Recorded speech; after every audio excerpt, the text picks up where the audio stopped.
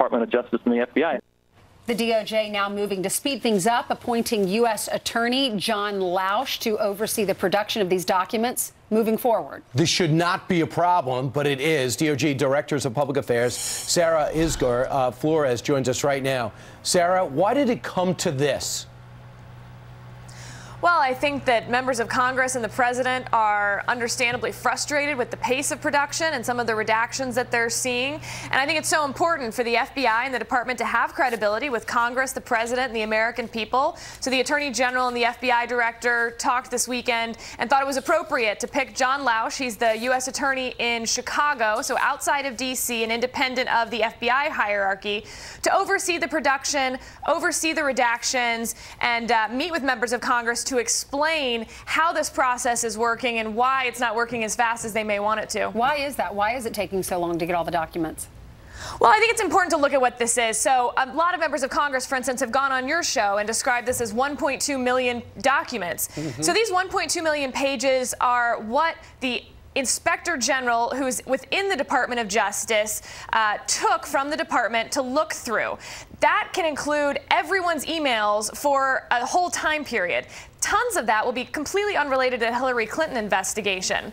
And so it is actually against the rules, prohibited by federal rules of civil procedure, for us to just turn over those documents to Congress. They could include grand jury material, classified material, or something about ongoing investigations that are totally unrelated to Hillary Clinton. So it's really important that we have to get these redactions right. And unfortunately, that just takes time. This morning, we're turning over another 3,600 pages. And hopefully that will help members of Congress see that we are absolutely moving through this process, not slow walking it, and want very much to work with them so that they can have their oversight role. Sarah, there are some congressional investigators who do not trust the people at the Department of Justice who are doing the redacting, because they've seen a page that's partially blacked out, and then they've seen the original document, and it's like, why'd they black that stuff out? So they don't trust some of the people who are working there. I know, and that's a shame. And in that situation, you know, we are the ones inviting them to come over and see the unredacted version. What we've said is, we're going to send you redacted pages, because, again, we have to redact some of these things. But if you're curious or worried that we over-redacted, come to the Department of Justice, see the unredacted version, which is how, in this case, they've then come back and said, we don't think that was the correct redaction. I think we can argue over what was correctly or not correctly redacted, but that's why they can come and see it. Who are you making that offer to? Because there are a lot of members of Congress and their staffs that would like to see that stuff, and they call the Department of Justice and they go, no, we're not going to show you that stuff. Well, I don't think that's quite accurate. I do. Of the I've heard that from 2 different investigators on Capitol Hill.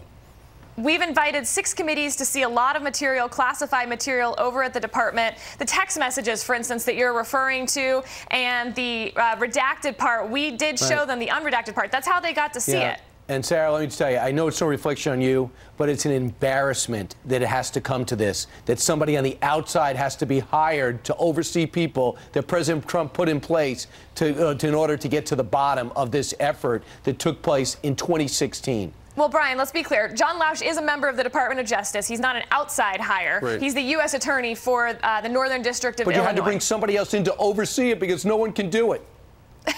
I don't think that that's necessarily true, but I do think that it's absolutely important that Congress and the president believe that we have someone who is an experienced litigator who's done document productions and can walk them through this. So, Sarah, is this going to work? Is this going to help move this along a lot faster?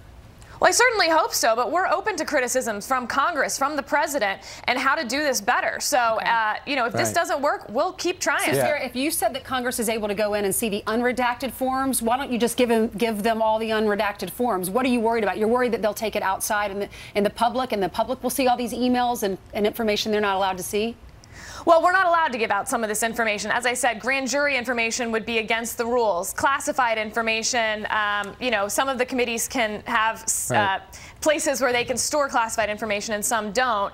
But, you know, for instance, on the text messages, there were 56,000 text messages, only some of which were about Hillary and some of which might be about their children or other personal things that, seemed But that's not a unrelated good to what Congress was But you know looking that's not a for. good excuse. When you give 1,000 pages instead of over 1 million pages, that's a problem. And when you got Trey Gowdy, as even-tempered and non-political as a politician can be, beside himself, along with Devin Nunes, in front of people that were appointed by President Trump, I just don't get it. But hopefully things are going to be solved.